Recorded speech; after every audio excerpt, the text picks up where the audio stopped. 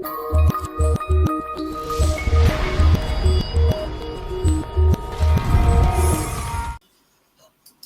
c'est une double question. J'ai reçu d'un certain Mohamed et puis j'ai reçu d'un certain Planning. Enfin, donc, c'est peut-être de la même personne qui a posé sur deux identités. Mais donc, lorsqu'on veut conserver sa carte F en cas de séparation avant 5 ans de vie commune, y a-t-il un type de contrat, CDI, CDD, intérim donc, est-ce qu'il faut un type de contrat spécial et est-ce qu'il y a un salaire minimum qui est exigé?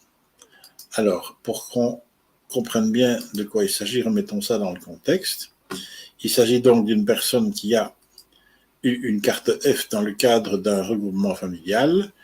La condition pour la conserver, c'est normalement que la vie commune avec la personne, donc la compagne ou le conjoint, s'étend pendant toute la durée de la carte, donc pendant 5 ans.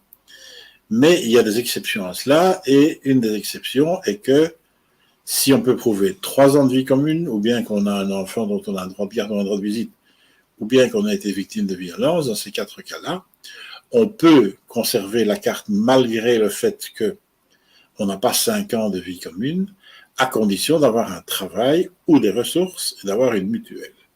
La loi dit seulement qu'il faut travailler, elle ne dit pas le type de travail qu'il faut. D'ailleurs, elle dit qu'il faut des ressources, donc même si on pourrait considérer que de l'intérim, par exemple, c'est pas un vrai travail, ou qu'un article 60, c'est pas un vrai travail, ce sont des ressources, donc peu importe, il n'y a pas les mêmes critères qui sont appliqués ici que pour obtenir le séjour dans le cadre du regroupement familial. Il faut un travail ou des ressources et il faut une mutuelle.